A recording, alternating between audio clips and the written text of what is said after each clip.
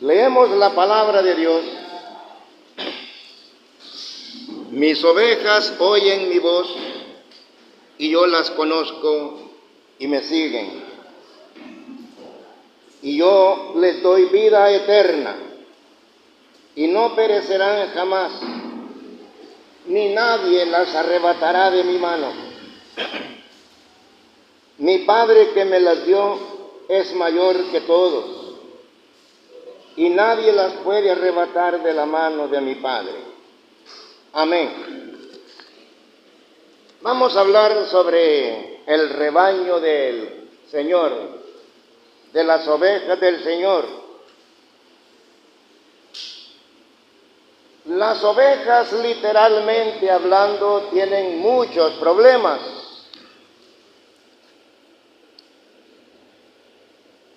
Tienen problemas de la visión, no ven muy bien, con mucha facilidad se pierden.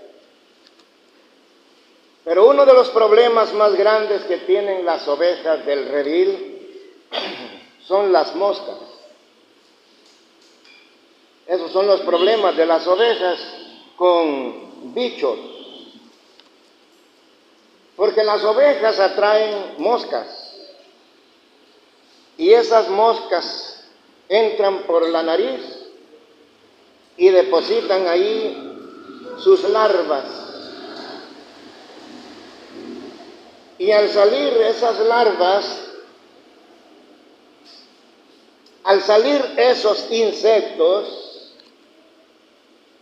suben por las fosas nasales y atormentan a las ovejas.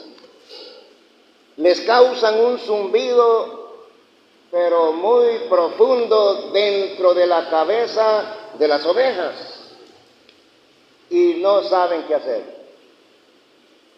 Las ovejas van dando cabezazos contra otras ovejas.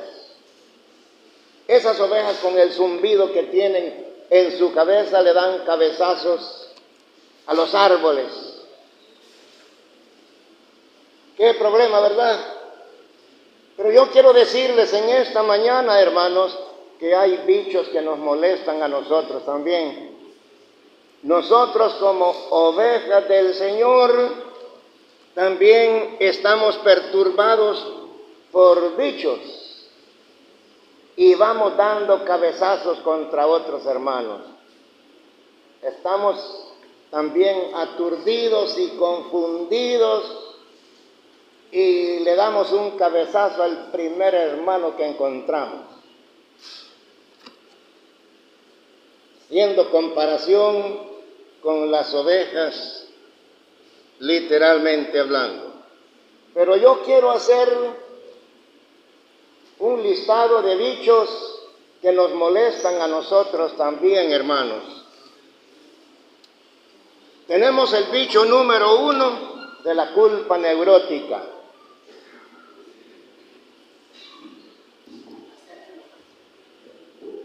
Amén. Gracias, hermano. El bicho número 1, y que nos molesta a todos, y que le molesta a usted también, mi amado hermano. Ese bicho se llama culpa neurótica. Quizá no todos saben lo que quiero decir con esto, la culpa neurótica. La culpa neurótica es un pensamiento de condenación que atormenta a los hermanos. La culpa neurótica es una culpa que se mantiene en la mente, se mantiene en el corazón por algo que usted cometió hace muchos años.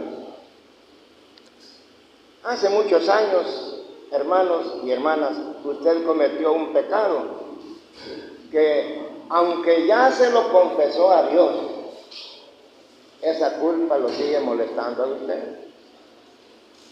A pesar de que usted ya dobló rodillas, a pesar de que usted ya le pidió perdón a Dios con pesar profundo, con dolor en su corazón, se levanta de la oración después de haber confesado a Dios su pecado.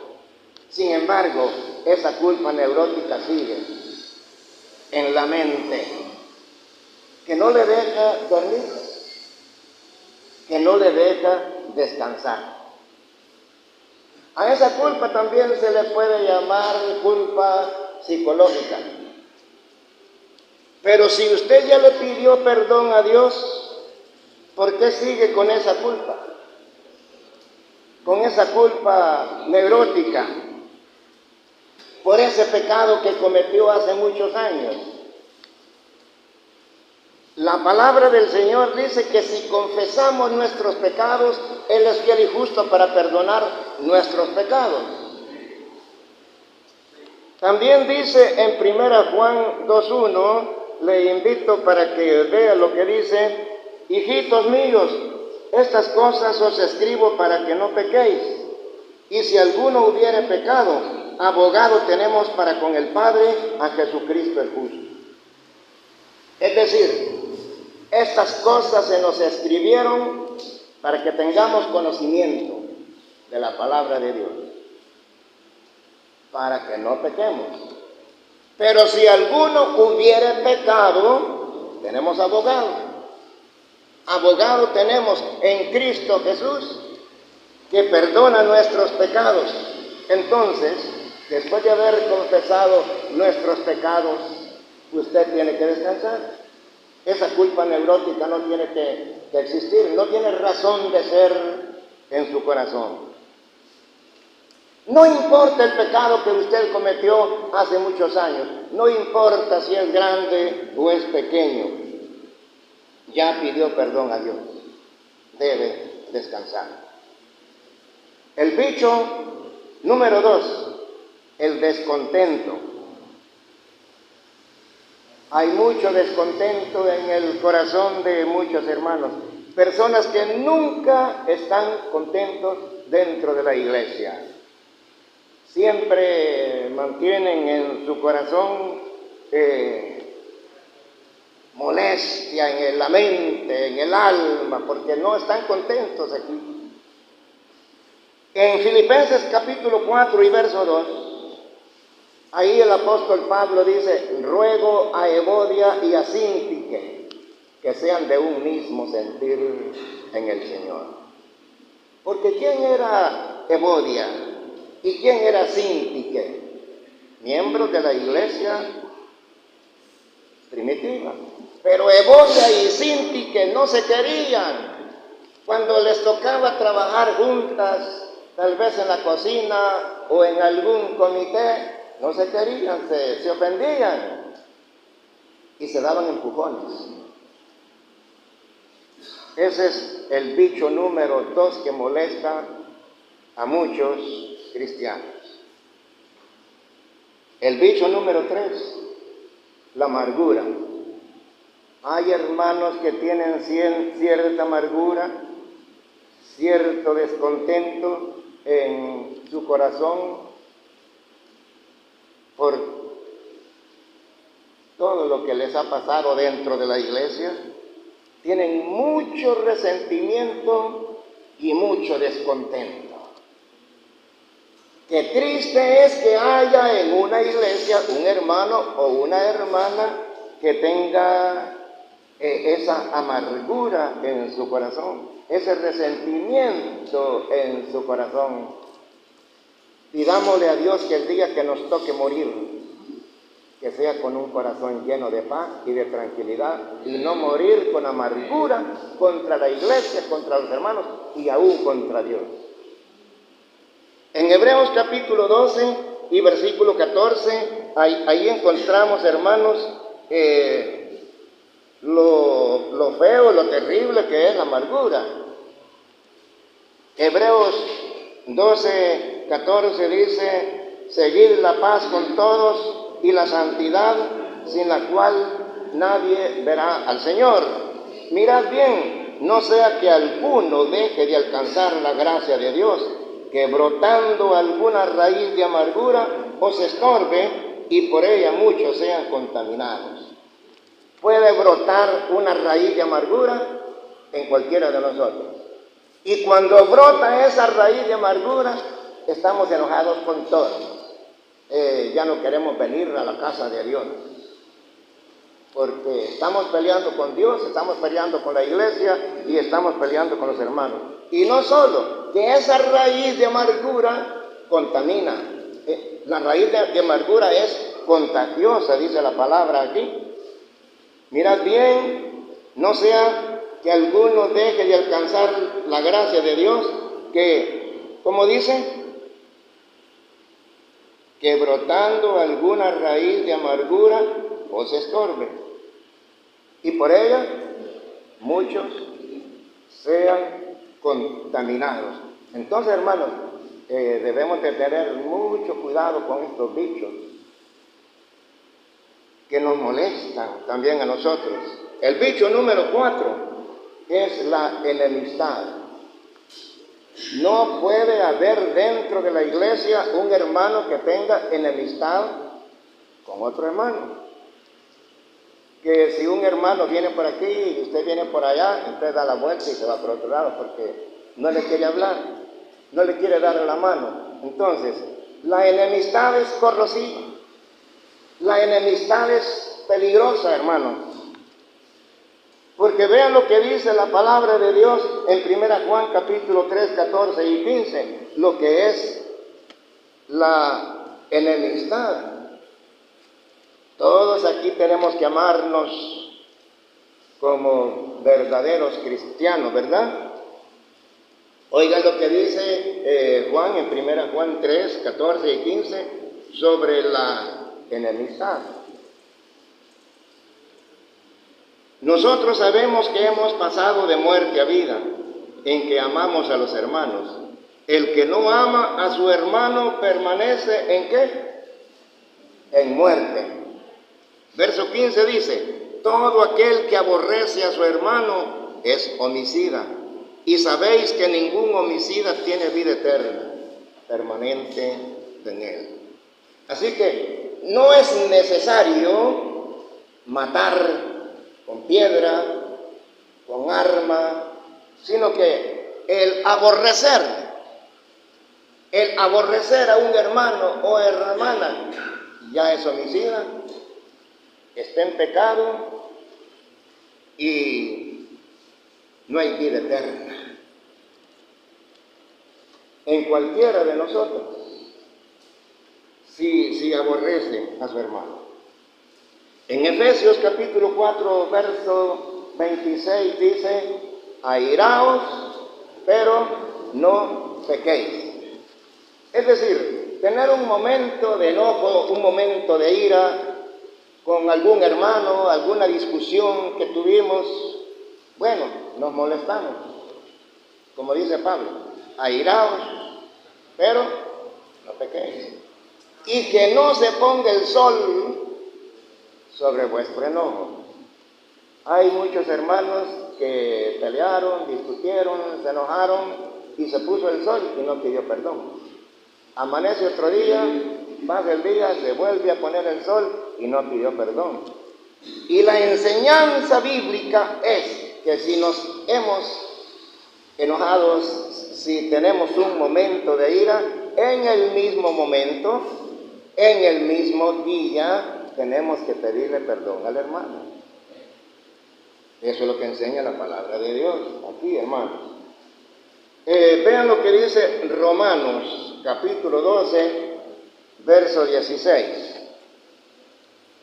Romanos 12, 16 dice, unánimes entre vosotros, no altivos, sino asociándoos con los humildes, no seáis sabios en vuestra propia opinión.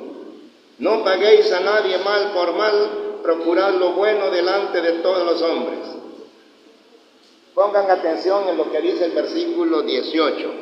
Si es posible, en cuanto dependa de vosotros, estar en paz con todos los hombres. No tengo mucho tiempo para explicar lo que estoy leyendo, pero aquí hay dos palabras que nos llaman mucho la atención. Póngale cuidado. Si es posible, esa es una palabra.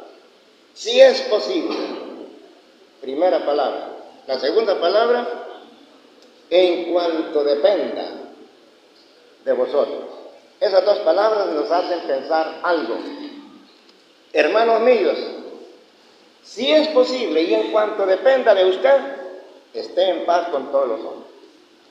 Pero como ustedes saben que a veces sucede que tenemos algún altercado, algún problema con algún hermano y le pedimos perdón.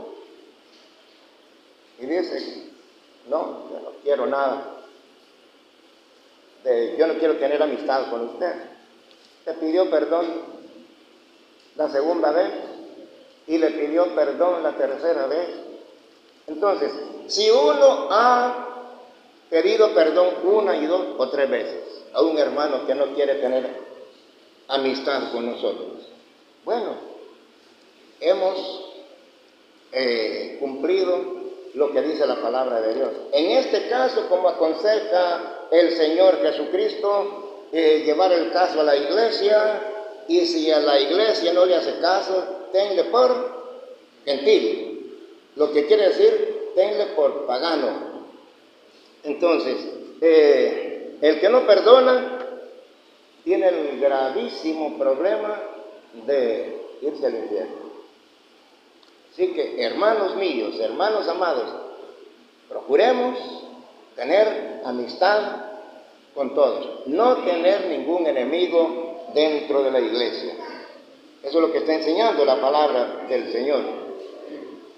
Al principio les hablé que existe la culpa neurótica. Ahora les voy a mencionar una clase de culpa que es peor y que es peligrosa. Les voy a hablar de una culpa peligrosa. La culpa teológica. ¿Qué es la culpa teológica? La culpa teológica tiene que ver con la infracción de la palabra. La culpa teológica tiene que ver con la infracción de la ley divina, de la ley de Dios. En este caso, mis amados hermanos, el que esté infringiendo la palabra de Dios está en un grave problema con Dios. ¿Qué dice Proverbios 28:13? Si ustedes pueden ver ahí, el que encubre sus pecados no prosperará, mas el que los confiesa y se aparta alcanzará misericordia. Entonces, la culpa teológica consiste en que sabemos que estamos en pecado y que no queremos confesarlo a Dios. Sabemos que estamos en pecado y ese pecado lo mantenemos en lo profundo de nuestro corazón y no queremos hacernos reos delante de Dios. El que encubre sus pecados es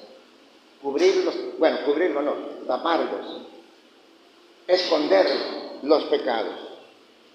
Y para terminar, 1 Juan 3:8-9, lo que significa esa palabra de la culpa teológica.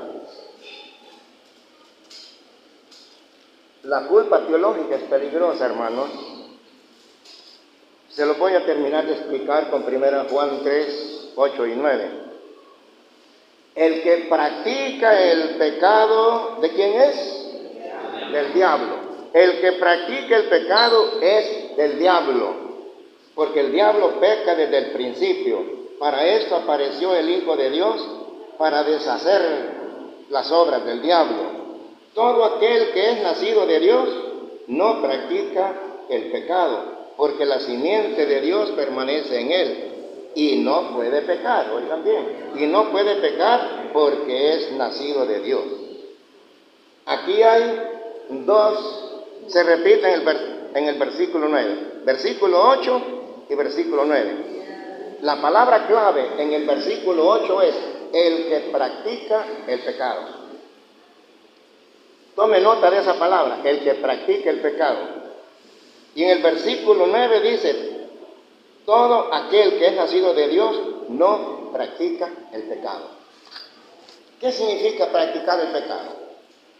Que ese pecado lo cometió hoy, lo comete mañana, lo comete pasado. Practicar es el hábito de hacer aquel pecado.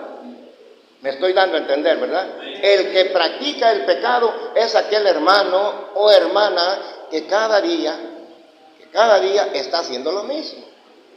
Eso es practicar el pecado. Entonces, el que es nacido de Dios no peca. Tenemos que decirle no. Miren, hermanos, ¿cómo se forman los hábitos en la vida de una persona? Les voy a poner un ejemplo sencillo para explicarle lo que significa, lo que es formar un hábito en la vida. Usted va al parque, un domingo va al parque, y ahí estuvo viendo todo, y le gustó. El siguiente domingo se vuelve a ir al parque, y le gustó. El tercer domingo va otra vez al parque, y le gustó. A partir de ahí, usted ya hizo un hábito. Si usted practica un pecado, lo hace una vez, lo hace 2 veces, lo hace 3 veces, usted forma un hábito. Y eso es lo que quiere decir la palabra el que practique el pecado. Cuidado con eso. Debemos de romper con todo mal hábito que formemos en nuestra vida. Que Dios les bendiga.